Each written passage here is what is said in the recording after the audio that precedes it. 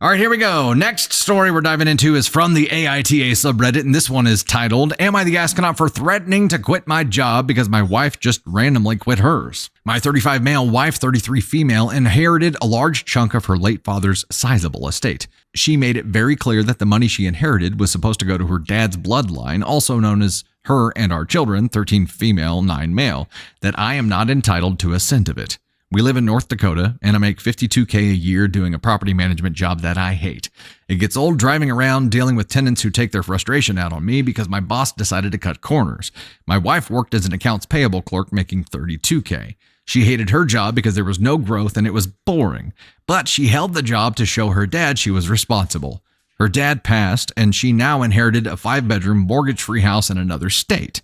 It's in one of the most HCOL, high cost of living, areas near a private college where nearly all the students come from East Coast private schools.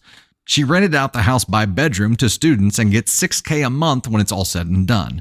The rest of her inheritance is locked in a trust that pays out $15K a month. Living in North Dakota, the approximately $252,000 she gets is more than enough to live well. However, I feel my wife has been unfair with how she's handled the money. Right away, she rented herself a BMW. Wow, going hard for it.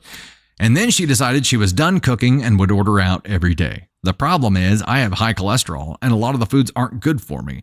And the foods that are good for me, she never leaves enough real leftovers. I can stomach the fact that her inheritance is hers, but it does hurt that I've never resisted picking up the financial burden when I earned more, but she hoards all of her new money.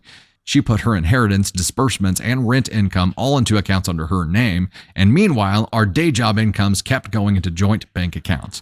That would make sense, but then she quit her job out of the blue last week. She said she looked at her boss, 50 female, and that she was not cut out to work until she was old like her. She wants to purse her passion for photography, but doesn't want to earn money from it, so she quit. But the problem is that she quit because she gets $250K, basically effort-free. I don't benefit from that, but still have to pay for the mortgage and other household expenses since she refuses to pay for them, citing it is joint expenses. We got into a fight, and I threatened to quit my job too if we were all quitting jobs now because work is hard. Her rationalization was that she buys takeout every day for us now, so my job was enough to pay for our mortgage. I asked that if she wants to upgrade houses like she upgrades cars, I'm guessing the new house won't be in my name. Will I have to pay the maintenance and contribute to mortgage payments? She said I should have to because it will be living expenses that I would benefit from just as much as her. Am I the astronaut for being annoyed at her selfishness? Well, that is a different question, right? Okay, so there's two questions here. Am I the astronaut for threatening to quit my job because my wife just randomly quit hers? And then, am I the astronaut for being annoyed at her selfishness? I think we can operate based on the assumption that this is one of the states where inheritance, your spouse or partner has no claim to at all. But I think you learned something here, OP. I think you learned that when she has the means to not need you, she doesn't need you. And since she doesn't need you, she doesn't really care. And that's a tough thing to find out. Candy Thunder, if you inherited $1 bajillion tomorrow, would you start treating me like shit and eventually leave me? I'd hope not. I think what you learned here, OP, is that your relationship with your wife was largely based on dependence, and now that she's not dependent on you anymore, really doesn't give a shit, and that sucks. That's tough. That's a tough thing to find out. That's a really tough thing to learn. It's terrible. Yeah. And saying that if she does upgrade, if she does choose a bigger house now because she's got this income coming in, OP is like, am I going to have to contribute to that as well, even though my name's not going to be on it based on how everything's going so far? And she said yes. So yeah, she's essentially choosing money over you on the daily now. And that money makes people behave in very, very strange ways. I think you're finding out how selfish your wife is right now, right? You're truly discovering how selfish she is right now. And that has changed her into a different person. I think you're going to have to communicate through this. Yeah, the whole 50 is old. What? AITA for being annoyed at her selfishness? No. Am I the astronaut for threatening to quit my job because my wife randomly quit hers? She didn't randomly quit hers. There was a reason behind it.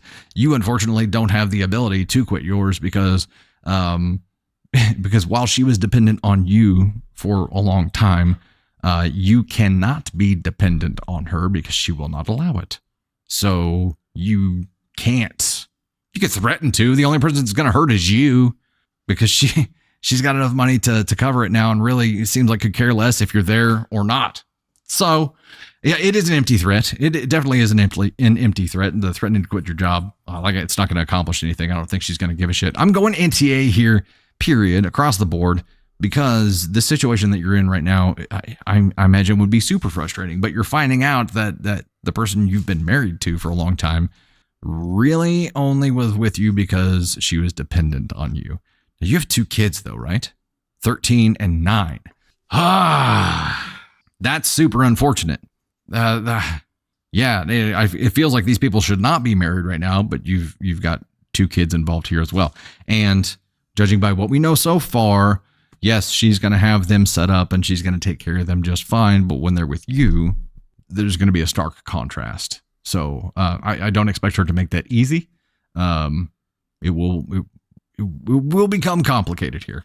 House of Violet, 2 happy homes are better than 1 miserable one for sure. We've seen that over and over again. I have a feeling one of these homes are not going to be happy because I think OP's partner here is going to end up finding out that money can't buy happiness. She's trying to buy happiness right now. I think it's going to lead to an empty cup, and let's see what happens.